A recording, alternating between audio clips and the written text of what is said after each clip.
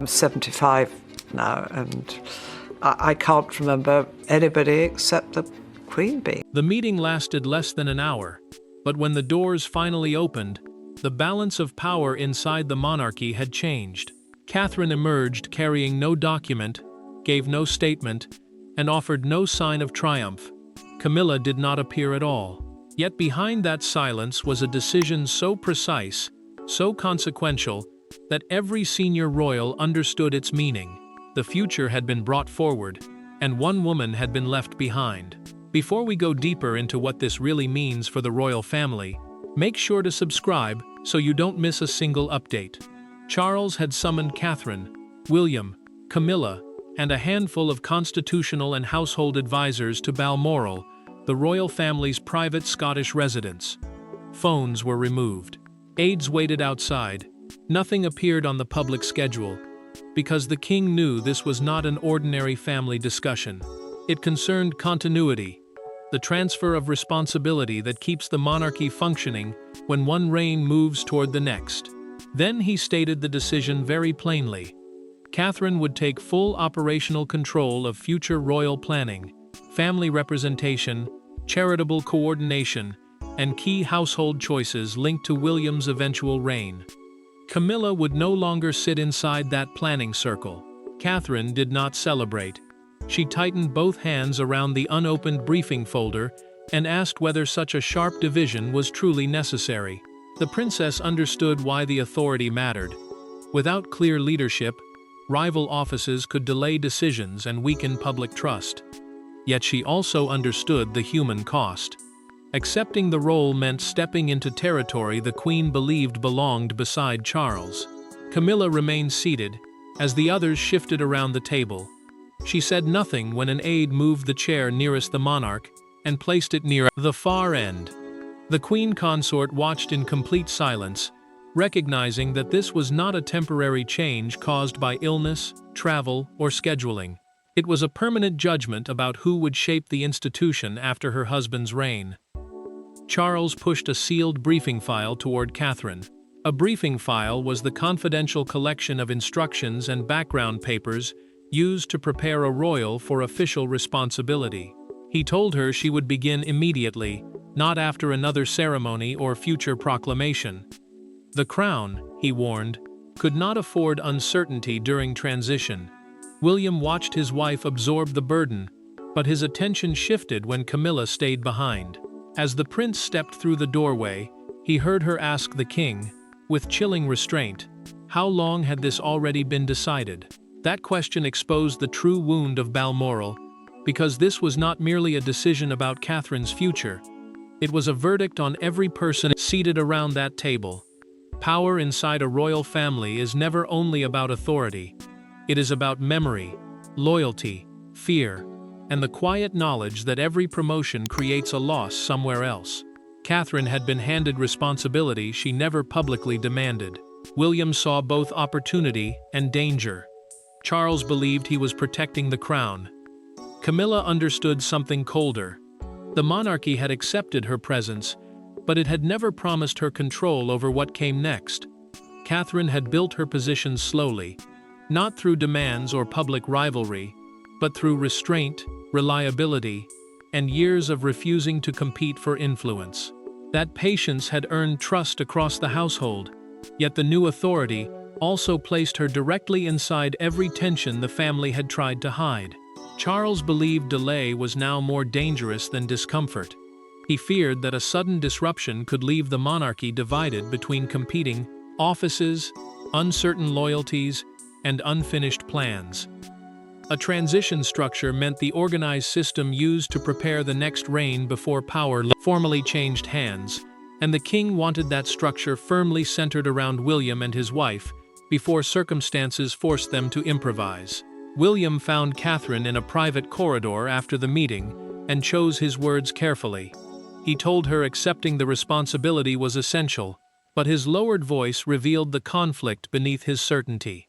The prince believed his father had reached the correct decision, yet he feared the monarch had delivered it in the most emotionally destructive way possible. Catherine listened, then made her position clear. She would accept only if the role was defined as service, never personal control. She would not allow her authority to become a weapon against Camilla, because she understood how quickly private resentment could grow into open warfare.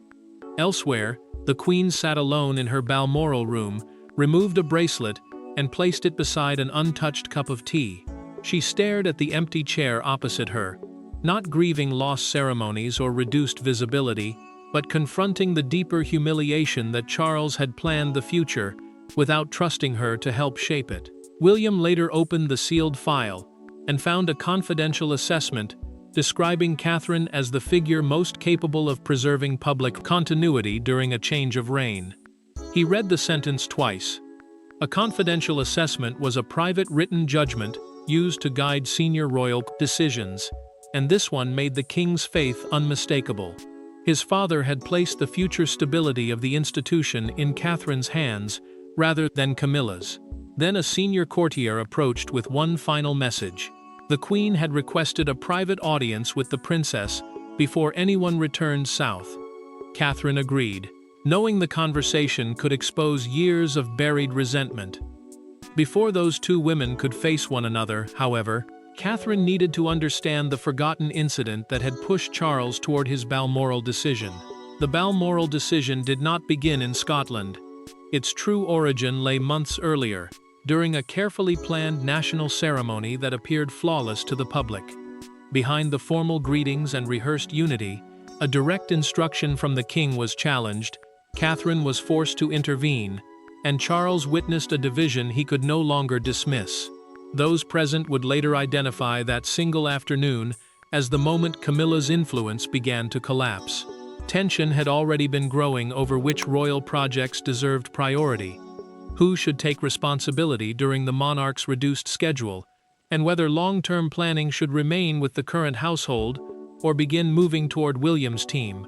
These arguments mattered because delayed decisions could weaken charities, confuse foreign partners, and leave two royal offices competing during a sensitive transition. Camilla believed stability meant protecting the structure surrounding Charles's reign. Catherine believed continuity required preparing a working team for the next chapter without weakening his authority in the present. Their different beliefs collided at the Windsor Commonwealth reception, a formal gathering at Windsor Castle where representatives from Commonwealth nations meet senior royals to strengthen diplomatic and cultural relationships. Minutes before the event began, the Queen overruled an approved seating and speaking plan, and removed Catherine from a central diplomatic discussion the King had personally asked her to lead. A nervous equerry delivered the change. An equerry is a royal officer who assists senior family members with official duties and schedules. Catherine read the revised program, folded the original briefing note, and placed it inside her bag. She did not protest. Instead, the princess calmly told him that the visiting guests must never feel the family's disagreement. That restraint protected the ceremony, but it also hid the depth of the insult. Charles soon saw the consequences himself. A visiting delegation requested Catherine because its scheduled discussion concerned her early years initiative. The work focused on how childhood development shapes adult life. Officials searched for answers. The conversation stalled, and the monarch watched private rivalry disrupt an engagement carrying international importance. His expression hardened. After the reception, he confronted Camilla in a private room with no journalists or aides present. The king asked why his approved instruction had been changed. She answered that she was protecting the hierarchy of the current reign, the order defining who leads and who follows, while the monarch remains on the throne. Charles took the revised program from her hand and replied that hierarchy became dangerous when it obstructed continuity. He ended the conversation there, but not the matter. That evening, he instructed his private secretary, the senior official who manages a monarch's confidential work, to prepare a written comparison of Catherine's and Camilla's operational roles. That file would become the foundation of Balmoral. When Camilla learned that Catherine now possessed the authority born from that Windsor confrontation, restraint finally gave way to a private reckoning. No advisors entered the room. No secretary recorded what was said.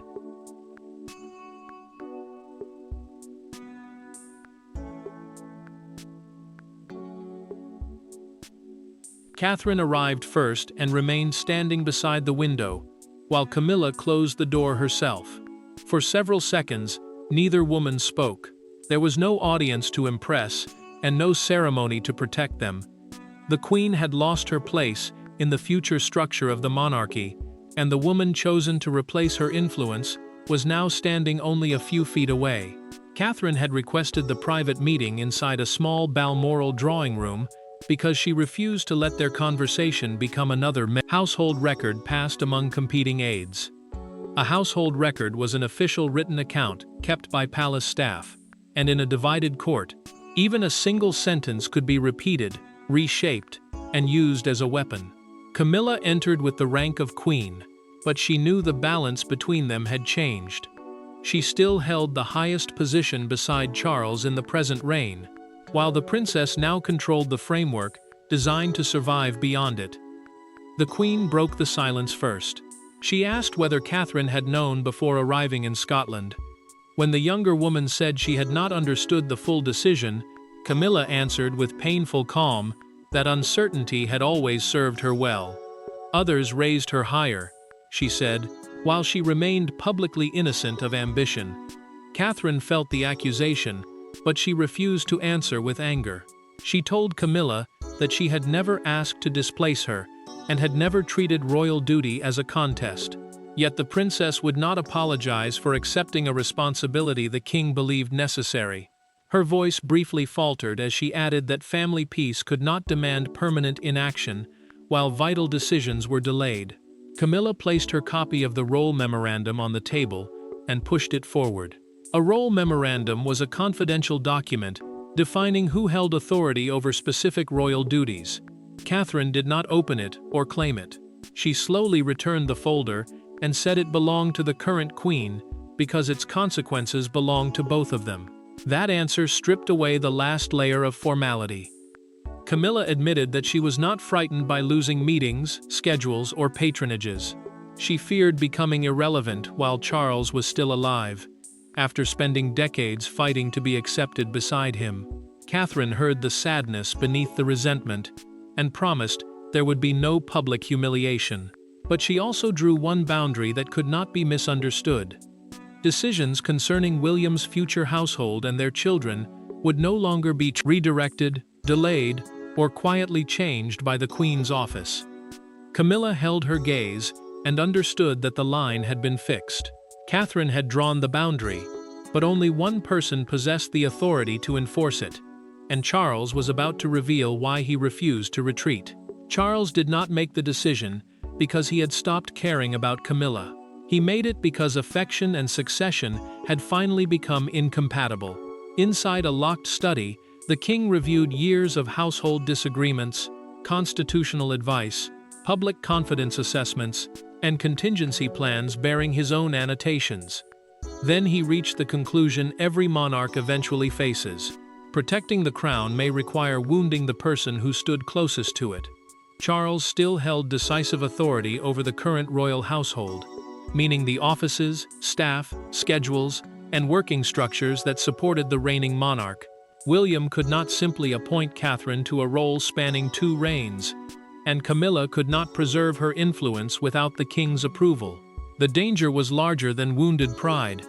Advisors had warned that unclear authority during a sudden transition could create rival centers of command, leaving charities, diplomatic partners, and senior royals unsure whose instructions carried weight. The monarch had to decide whether the future would be organized around his wife or around the next king and queen. After dinner, he opened a handwritten note from Camilla. She asked him not to confuse one disagreement with disloyalty. Charles read every line slowly, folded the paper along its original crease, and placed it beside the official recommendation without answering. The silence did not mean he felt nothing. It meant feeling could no longer decide the outcome. William entered moments later and asked whether the Queen had been given any dignified path to accept the change.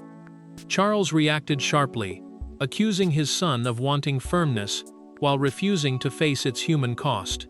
The prince did not retreat.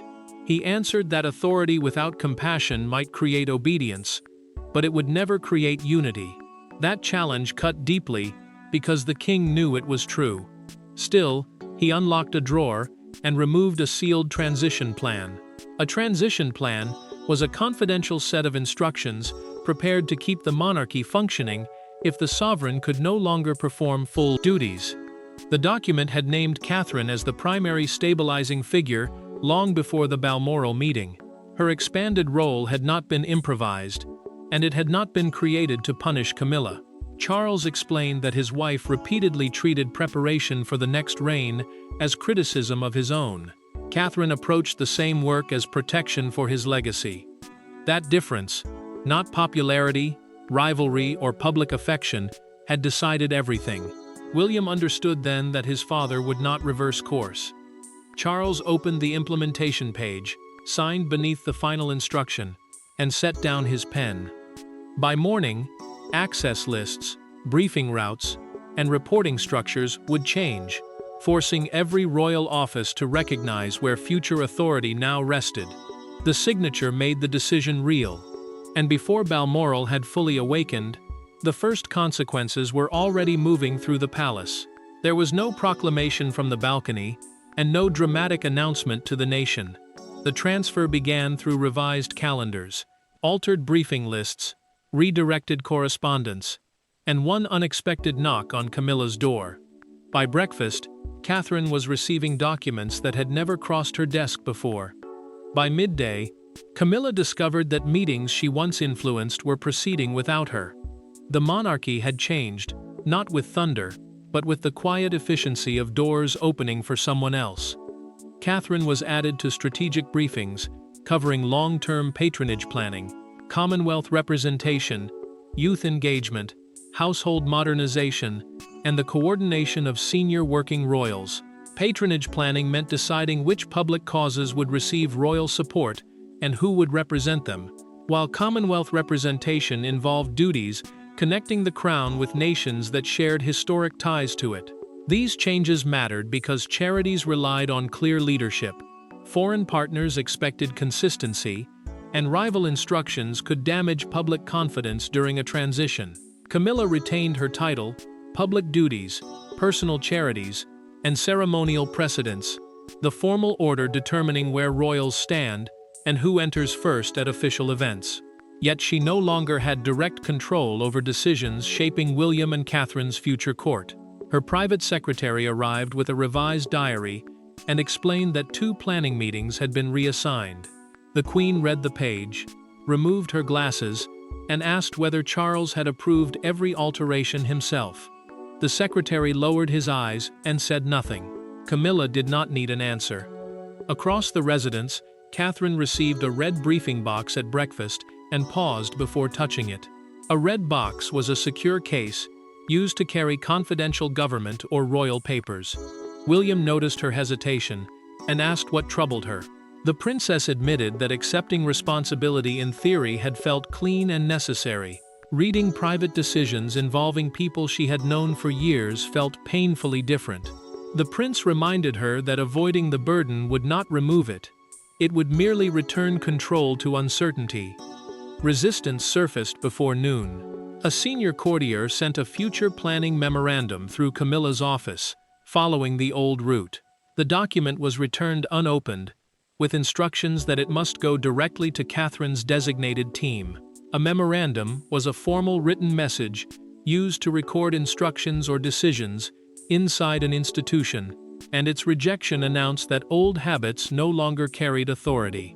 Charles then issued a private clarification declaring that the reporting structure reflected his personal command. The king's order destroyed any attempt to claim William had engineered the change to elevate his wife. Camilla could have challenged it, but she dismissed her aides that evening and asked the monarch to walk with her alone. For the first time since the meeting began, rank and household machinery fell away, leaving Charles and Camilla to confront what the crown had done to their marriage. They walked without aides, security briefings, or prepared remarks. For once, Charles was not speaking as king, and Camilla was not answering as queen. The Balmoral grounds gave them privacy, but no escape from what had happened. She had spent years standing beside him through scandal, rejection, and duty. Now he had designed the monarchy's future around another woman, and both of them knew that love alone could not reverse it. Charles and Camilla had survived decades of public judgment by protecting a private partnership that belonged only to them. That refuge mattered because criticism could be endured when they faced it together, but Balmoral had turned an institutional disagreement into a wound inside their marriage. Until that evening, every difficult exchange had been softened by titles, advisors, official papers, or palace procedure. An institutional buffer was the layer of staff and formal rules that kept royal decisions from becoming direct personal confrontations. Now nothing stood between them. Camilla finally told Charles that exclusion from future planning was painful, but discovering he had prepared the decision without trusting her was worse. Her anger faded as she asked whether he had feared she would force him to choose between his wife and the crown. Charles stopped walking. He admitted that he had hidden the plan because he wanted to avoid hurting her before the change became unavoidable. The king understood too late that secrecy had not protected her. It had only ensured that she experienced the final decision as betrayal. Camilla walked ahead without waiting for him. After several steps, Charles reached for her hand. She hesitated, then accepted it, not because she approved of what he had done, but because their marriage had to exist beyond her institutional influence, meaning the formal power she once exercised through royal offices and advisors. The Queen then made her choice. She would not obstruct Catherine, encourage loyal courtiers to resist the new reporting structure, or allow supporters to turn the transition into a public feud, but she demanded complete honesty about every future decision that affected her position. Charles agreed, knowing that dignity was the only peace still available to them. That evening, Catherine found a handwritten note waiting in her room. Camilla had written it privately, leaving no aide or secretary to explain its meaning. "I will not stand in your way. Do not mistake that for surrender." The princess read the line twice. She understood it as a warning, but also as the first honest foundation of a peace neither woman had expected. The private struggle had reached its turning point, but by the next morning, the decision no longer belonged only to Balmoral. The outside world had discovered it. The first public sign was not a palace announcement. It was a newspaper front page placed on a stand outside Windsor Station shortly after sunrise. Catherine's photograph appeared beneath a stark declaration that the monarchy's future structure had been settled at Balmoral. Within hours, broadcasters interrupted their schedules, crowds gathered near royal gates, and one image dominated the national conversation: Catherine walking beside William, while Camilla arrived separately, composed but unmistakably alone. The story had escaped through revised household briefing lists, showing that future planning documents were now being directed to the princess rather than the queen. Buckingham Palace soon confirmed that structural changes had been approved by Charles, but the statement carefully avoided every private argument that had made them necessary.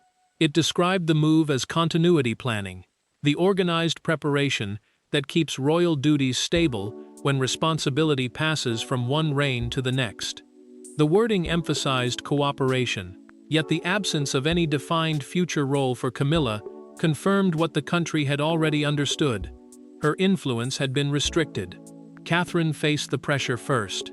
At a scheduled engagement, a reporter shouted that she had replaced the Queen.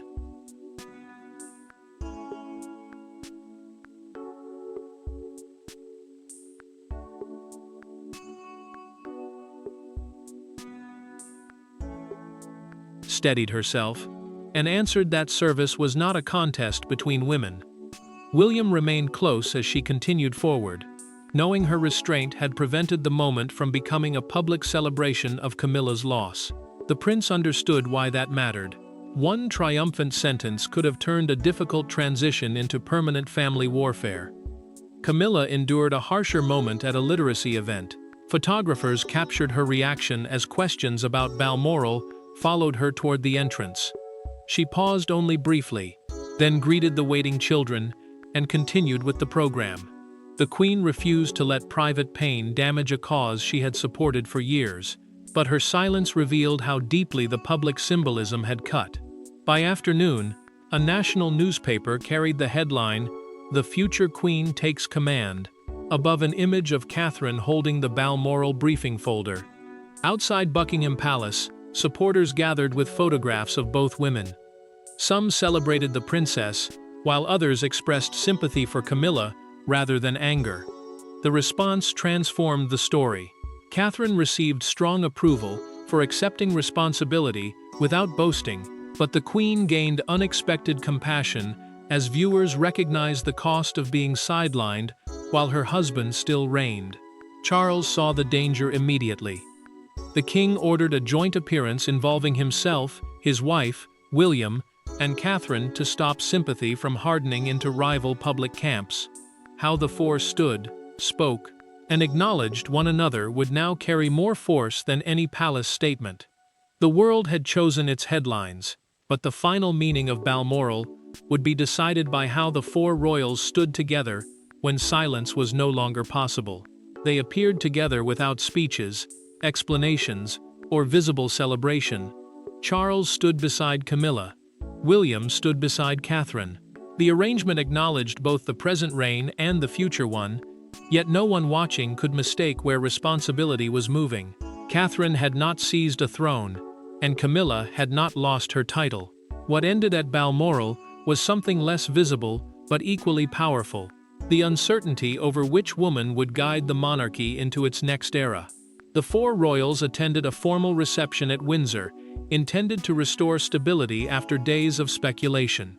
Charles and his wife entered first according to rank, followed by William and Catherine, preserving constitutional order while quietly acknowledging the new structure. Constitutional order meant the formal system of rank and duty that keeps the monarchy functioning without confusion. The sequence showed respect for the present reign, but the balance inside the room told a deeper story. Catherine's expanded authority remained untouched. She would coordinate future reign planning with her husband, guide long-term family representation, and serve as the central bridge between the existing household and the institution that would follow. Then came the gesture everyone remembered. An official approached Camilla with a future planning document, unaware that responsibility had shifted. The Queen looked at the folder, paused, and calmly directed him toward Catherine. She did not complain. She did not hesitate again. In that small act, Camilla accepted that resistance would only deepen the wound. Catherine answered with respect rather than triumph. Later, the princess crossed the room and asked the Queen for guidance on a charitable initiative connected to the current reign. Her choice made one truth unmistakable: operational boundaries would not erase Camilla's experience, dignity, or continuing service. Charles watched both women and finally saw the structure working. The king understood that Catherine did not need Camilla to be publicly destroyed in order to succeed, and the Queen did not need future control to remain valued beside him. His secrecy had caused pain that honesty might have softened, but his decision had created the clarity the monarchy desperately needed. William left the reception knowing the transition was no longer theoretical. The prince walked beside Catherine as she carried responsibility rather than expectation, fully recognized as the woman who would help shape his reign. Balmoral had ended the era of competing futures. Camilla remained queen of Charles's monarchy, respected, but no longer positioned to command what came afterward. Catherine accepted continuity, without humiliating the woman whose influence she surpassed. The family survived because all four placed duty above pride. The doors at Balmoral had closed on uncertainty, and when the family finally emerged together, the verdict was complete. Camilla would honor the reign she had fought to share, while Catherine would carry the crown toward everything that came next. Thanks for watching. Please don't forget to like and subscribe, and we will see you in next one.